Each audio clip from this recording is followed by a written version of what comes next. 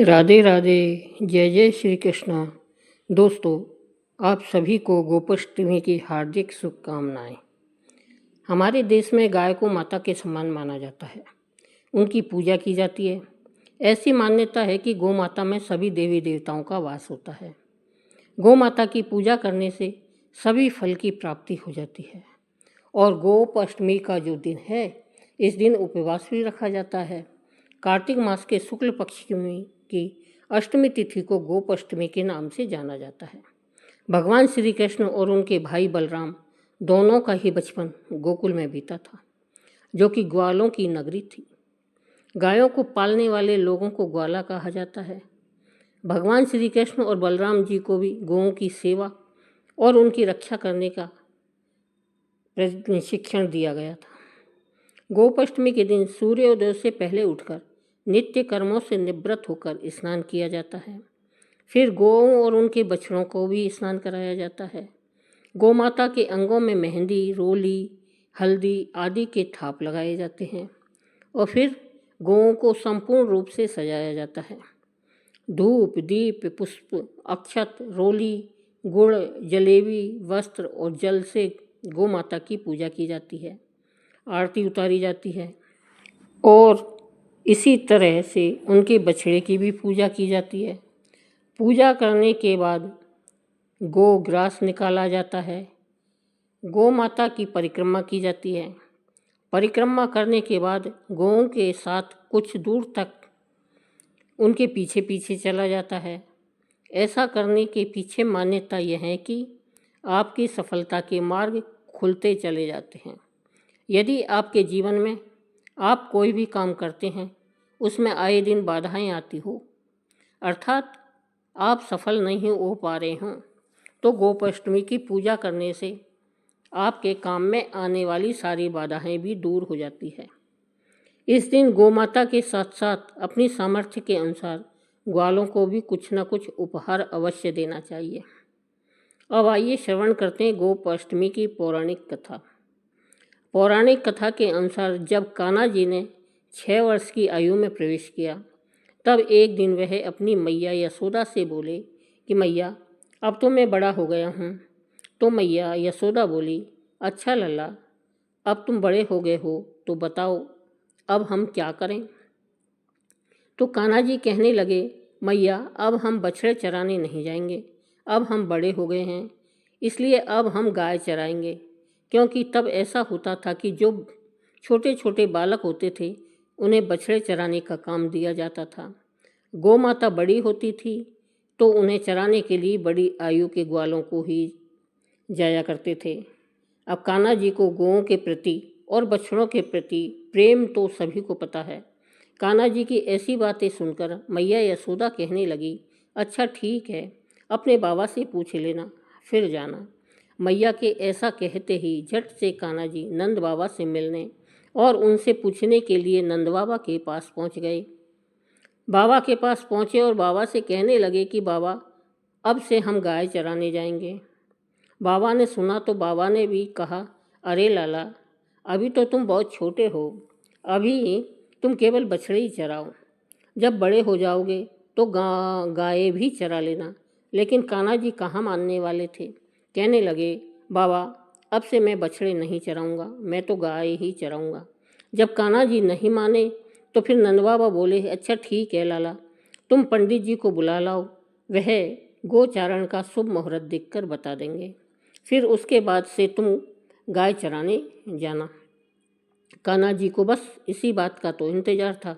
बाबा के मुंह से हाँ सुनकर कान्हा झट से पंडित जी के पास दौड़कर पहुँचे और बोले, पंडित जी, आपको बाबा बुला रहे हैं, गोचरण का मुहूर्त देखना है।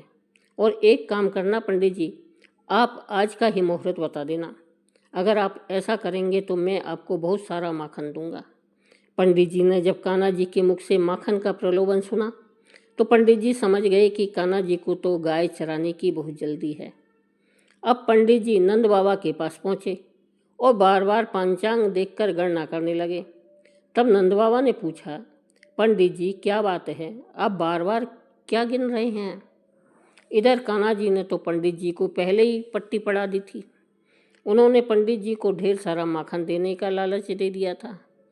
प्रभु के हाथों से माखन खाने का आनंद ही कुछ और है। पंडित जी नंद बाबा से कहने लगे कि क्या बताएं नंद बाबा, केवल आज का ही मुहूर्त है, उसके बाद तो अगले 1 वर्ष तक गोचरण का कोई मुहूर्त ही नहीं है। पंडित जी की बात सुनकर अब नंद बाबा ने भी अपने लाला को गोचारण की स्वीकृति दे दी। अब भगवान जो भी कार्य जिस समय भी कर ले वही शुभ मुहूर्त बन जाता है। उस दिन भगवान ने गोचारण आरंभ किया और वह शुभ तिथि थी कार्तिक मास के शुक्ल पक्ष की अष्टमी तिथि। भगवान की पहली बार गोचारण आरंभ करने के कारण ही यह तिथि गोपाष्टमी कहलाई है। मैया यशोदा ने अपने लल्ला का श्रृंगार किया। पूरा श्रृंगार करने के बाद जैसे ही वह उनके पैरों में जूतियाँ पहनाने लगी तो लल्ला ने मना कर दिया।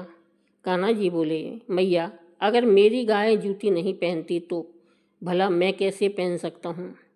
अगर पहना सकती हो तो पहले मेरी सभी गौओं को जूतियाँ पहना दो, तब मैं भी पहन लूँगा। कहते हैं कि भगवान श्री कृष्ण जब तक वृंदावन में रहे उन्होंने अपने पैरों में कभी भी जूतियाँ नहीं पहनी।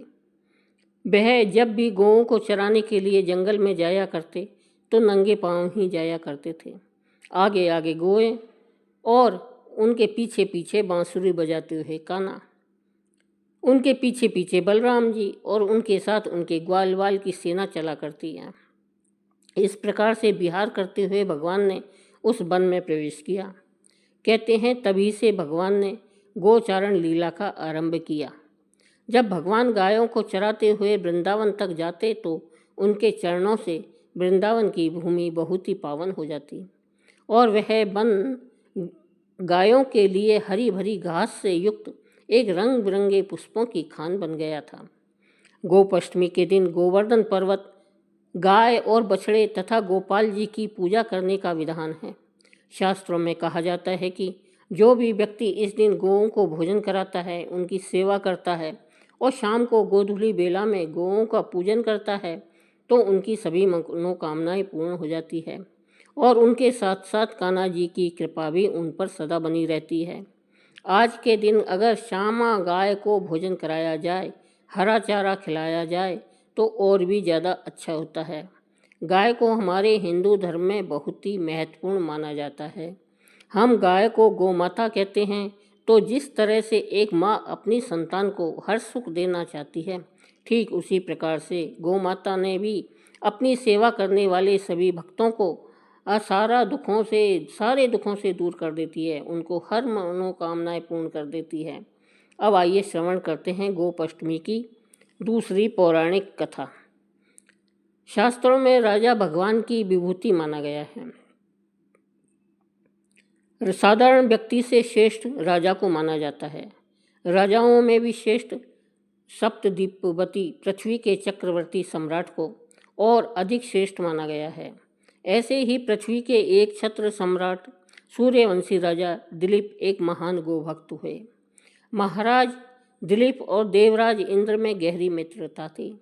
एक बार इंद्रराज ने बुलाने पर राजा दिलीप स्वर्ग में गए। देव असुर संग्राम में देवराज इंद्र ने महाराजा दिलीप से सहायता मांगी। राजा दिलीप ने सहायता करने के लिए हाँ कर दी और देव असुर का युद्ध हुआ। युद्ध समाप्त होने के बाद राजा दिलीप जब पृथ्वी पर लौट रहे थे तो लौटते समय मार्ग में उन्हें कामधेनु गाय मिली, किंतु दिलीप ने पृथ्वी पर आने की आतुरता के कारण गाय की तरफ देखा नहीं। कामधेनु को उन्होंने प्रणाम नहीं किया और न ही प्रदक्षिणा की। इस अपमान से रुष्ट होकर कामधेनु गाय ने राजा दिलीप को शाप दिया कि मेरी संतान अर्थात नंदिनी गाय तुम पर कृपा नहीं करेगी तो तू पुत्रहीन ही रहेगा।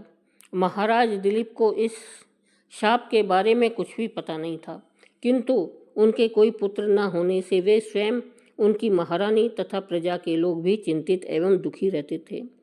पुत्र प्राप्ति की इच्छा से महाराज दिलीप रानी के साथ में कुल गुरु महर्षि वशिष्ठ के आश्रम पर पहुँचे और महर्षि सब कुछ समझ गए। महर्षि ने कहा, यह गोमाता के अपमान के पाप का फल है। सुरभि गो की पुत्री नंदिनी गाय हमारे आश्रम पर विराजती है। महर्षि ने आदेश दिया कि कुछ काल आश्रम में रहो और मेरी कामधेनु नंदिनी की सेवा करो, जिससे तुम्हें नंदिनी गाय का आशीर्वाद मिलेगा, तो ही तुम्हें पुत्र की प्राप्ति होगी। महाराजा दिलीप ने गुरु की आज्ञा स्वीकार कर ली। महारानी सुदक्षिणा प्रातःकाल उस गौ माता की भली भांति पूजा करती थी। आरती उतारकर नंदिनी को पति के संरक्षण में वन में चरने के लिए विदा करती थी। सम्राट दिन भर छाया की भांति उनका अनुगमन करते, उसके ठहरने पर ठहरते, चलने पर चलते, बैठने पर बैठते और जल पीने पर जल पीते। संध्या काल में जब सम्राट के आगे आगे सद्य प्रसूता वाल वत्सा अर्थात छोटे दूध मुँह में बछड़े वाली नंदिनी आश्रम को लौटती, तो महारानी देवी सुदक्षिणा हाथ में अक्षत पात्र लेकर उसकी प्रदक्षिणा करके उसे प्रणाम करती और अक्षत आदि से पुत्र प्राप्ति रूप अविष्ट सिद्धि देने वाली उस नंदिनी का विधिवत पूजन करती थी। अपने बछड़े को दूध पान कराने के बाद दूहू ली जाने वाली नंदिनी गाय की रात्रि में दंपति पुनः परिचर्या करते। अपने हाथों से कोमल हरित शल्प कल्प खिलाकर उसकी परितृप्ति करते और उसके विश्राम करने पर शयन करते। इस तरह उसकी परिचर्या करते हुए 21 दिन बीत गए। एक दिन वन में नंदिनी का अनुराग करते करते महाराज दिलीप की दृष्टि क्षण भर वन की प्राकृतिक सुंदरता में अटक गई कि तभी उन्हें नंदिनी का आर्तनाद सुनाई दिया, क्योंकि वह एक भयानक सिंह के पंजों में फंसी छटपटा रही थी। उन्होंने आक्रामक सिंह को मारने के लिए अपने तरकस से तीर निकालना चाहा, किंतु उनका हाथ जड़वत होकर वहीं अटक गया। वे चित्रलिखे से खड़े रह गए और भीतर ही भीतर छटपटाने लगे। तभी मनुष्य की वाणी में सिंह बोल उठा कि हे राजन, तुम्हारे शस्त्र संधान का श्रम उसी तरह व्यर्थ है जैसे वृक्षों को उखाड़ देने वाला प्रभंजन पर्वत से टकराकर व्यर्थ हो जाता है। मैं भगवान शिव के गण निकुंभ का मित्र कुंभोदर हूँ। भगवान शिव ने सिंह वृत्ति देकर मुझे हाथी आदि से इस वन के देवदारुओं की रक्षा का भार सौंपा है। इस समय जो भी जीव सर्वप्रथम मेरे दृष्टि पथ पे आता है वह मेरा भक्ष्य बन जाता है। इस गाय ने इस संरक्षित वन में प्रवेश करने का अनाधिकार चेष्टा की है और मेरे भोजन की बेला में यह मेरे सम्मुख आई है। अतः मैं इसे खाकर अपनी भूख शांत करूँगा। तुम लज्जा और गिलानी छोड़कर वापस लौट जाओ। किंतु राजा दिलीप भय और व्यथा से छटपटाते, नेत्रों से अविरल अश्रुधारा बहाती नंदिनी को देखकर और उस संध्या काल में अपनी माँ की उत्कंठा से प्रतीक्षा करने वाले उसके दूध मुहे बछड़े का स्मरण कर करुणा विगलित हो उठे। नंदिनी का मातृत्व उन्हें अपने जीवन से कहीं अधिक मूल्यवान जान पड़ा और उन्होंने सिंह से प्रार्थना की कि वह उनके शरीर को खाकर अपनी भूख मिटा ले और नंदिनी गाय को छोड़ दे। सिंह ने राजा के इस अद्भुत प्रस्ताव का उपहास करते हुए कहा, राजन, तुम चक्रवर्ती सम्राट हो। गुरु को नंदिनी के बदले करोड़ों दूधार गायें देकर प्रसन्न कर सकते हो। अभी तुम युवा हो। इस तुच्छ प्राणी के लिए अपने स्वास्थ्य, सुंदर शरीर और यौवन की अवहेलना करके जान की बाजी लगाने वाले सम्राट, लगता है तुम अपना विवेक खो बैठे हो। यदि प्राणियों पर दया करने का तुम्हारा व्रत है ही तो भी आज यदि इस गाय के बदले में मैं तुम्हें खा लूँगा, तुम्हारे मर जाने पर केवल इसकी ही विपत्ति से रक्षा हो सकेगी, और यदि तुम जीवित रहे तो तुम्हारे पिता की भांति संपूर्ण प्रजा की निरंतर विपत्तियों से रक्षा करते रहोगे। इसलिए तुम अपने सुख भोक्ता शरीर की रक्षा करो। स्वर्ग प्राप्ति के लिए तप त्याग करके शरीर को कष्ट देना तुम जैसे अमित ऐश्वर्यशालियों के लिए निरर्थक है। ऐसा स्वर्ग निरर्थक है? अरे वह तो इस पृथ्वी पर है जिसे सांसारिक वैभव विलास के समग्र साधन उपलब्ध हैं। समझो कि वह स्वर्ग में ही रह रहा हो। स्वर्ग का काल्पनिक आकर्षण तो मात्र विपन्नों के लिए ही है, संपन्नों के लिए नहीं। इस तरह से सिंह ने राजा को भ्रमित करने का प्रयत्न किया। भगवान शंकर के अनुचर सिंह की बात सुनकर अत्यंत दयालु महाराज दिलीप ने उस नंदिनी गाय की ओर देखा, जो अश्रुपूरित कातर नेत्रों से उसकी ओर देखती हुई प्राण रक्षा की याचना कर रही थी। राजा ने क्षत्रियत्व के महत्व को प्रतिपादित करते हुए उत्तर दिया, नहीं सिंह, नहीं, मैं गोमाता को तुम्हारा भक्षण बनाकर नहीं लौट सकता। मैं अपने क्षत्रियत्व को क्यों कलंकित करूं? क्षत्रिय संसार में इसलिए प्रसिद्ध है कि वे विपत्ति से औरों की रक्षा करते हैं। राज्य का भोग भी उनका लक्ष्य नहीं होता है। उनका लक्ष्य तो है लोक रक्षा से कीर्ति अर्जित करना। निंदा से मलिन प्राणों और राज्य को तो वे तुच्छ वस्तुओं की तरह त्याग देते हैं। इसलिए तुम मेरे यश शरीर पर दयालु हो, मेरे भौतिक शरीर को खाकर उसकी रक्षा करो, क्योंकि यह शरीर तो नश्वर है, मरण धर्मा है। इसलिए इस पर हम जैसे विचारशील पुरुषों की ममता नहीं होती है। हम तो ऐसे शरीर के पोषक हैं। यह मांस का शरीर न भी रहे, परंतु गोरक्षा से मेरा शरीर सुरक्षित रहेगा। समस्त संसार यही कहेगा कि गौ माता की रक्षा के लिए एक सूर्यवंश के राजा ने अपने प्राण की आहुति दे दी। एक चक्रवर्ती सम्राट के प्राणों से भी अधिक मूल्यवान एक गाय है। राजा दिलीप की ऐसी बातें सुनकर सिंह ने कहा, अगर आप अपना शरीर मेरा आहार बनाना ही चाहते हैं तो ठीक है। सिंह के स्वीकृति देने पर राजश्री दिलीप ने अपने शस्त्रों को फेंक दिया और उसके आगे अपना शरीर मांसपिंड की तरह खाने के लिए डाल दिया, और वे जाके सिर झुकाए आक्रमण की प्रतीक्षा करने लगे। तभी आकाश से विद्याधर उन पर पुष्प वृष्टि करने लगे। नंदिनी ने कहा, हे पुत्र उठो। यह मधुर दिव्यवाणी सुनकर राजा को महान आश्चर्य हुआ और उन्होंने वात्सल्यमयी जननी की तरह अपने स्तनों से दूध बहाती हुई नंदिनी गो को देखा, किंतु सिंह दिखाई नहीं दिया। आश्चर्यचकित दिलीप ने नंदिनी से कहा, हे सत्य पुरुष, तुम्हारी परीक्षा लेने के लिए मैंने ही माया से सिंह की सृष्टि की थी। महर्षि वशिष्ठ के प्रभाव से यमराज भी मुझ पर प्रहार नहीं कर सकते, तो अन्य सिंह आदि में इतनी शक्ति नहीं है कि वह मुझ पर प्रहार कर सके। मैं तुम्हारी गुरु भक्ति से और मेरे प्रति प्रदर्शित दया भाव से अत्यंत ही प्रसन्न हूँ। वर मांगो। तुम मुझे दूध देने वाली मामूली गाय मत समझो, अपितु संपूर्ण कामनाएं पूरी करने वाली कामधेनु जानो। राजा ने दोनों हाथ जोड़कर वंश चलाने वाले अनंत कीर्ति पुत्र की याचना की। नंदिनी गाय ने तथास्तु कहा। उन्होंने कहा, राजन, मैं आपकी गोभक्ति से अत्यधिक प्रसन्न हूँ। मेरे स्तनों से दूध निकल रहा है, उसे पत्ते के दोने में दुहू कर पी लो, जिससे तुम्हें अत्यंत ही प्रतापी पुत्र की प्राप्ति होगी। राजा दिलीप ने निवेदन किया, माँ, बछड़े के पीने तथा होम आदि अनुष्ठान के बाद बचे हुए ही तुम्हारे दूध को मैं पी सकता हूँ। दूध पर पहला अधिकार बछड़े का है और दूसरा अधिकार गुरुजी का है। राजा के धैर्य ने नंदिनी के हृदय को जीत लिया और प्रसन्न मन से कामधेनु गाय राजा के आगे आगे आश्रम को लौट आई। राजा ने बछड़े के पीने तथा अग्निहोत्र से बचे हुए दूध का महर्षि की आज्ञा पाकर पान किया। फलतः वे रघु जैसे महान यशस्वी पुत्र से पुत्रवान हुए। तभी से कहा जाता है कि अगर मनुष्य की कोई मनोकामना पूरी नहीं हो रही हो तो उसे गौ माता की सेवा करनी चाहिए, और इसी वंश में गो भक्ति के प्रताप से स्वयं भगवान श्री राम ने अवतार ग्रहण किया।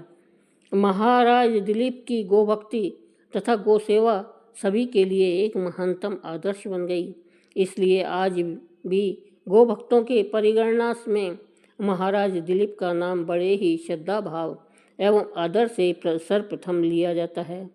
इस चरित्र से यह बात सिद्ध होती है कि सप्त द्वीपवती पृथ्वी के चक्रवर्ती सम्राट से अधिक श्रेष्ठ एक गौ माता है। दोस्तों, कहानी कैसी लगी कमेंट करके बताएं और चैनल को सब्सक्राइब करें। धन्यवाद।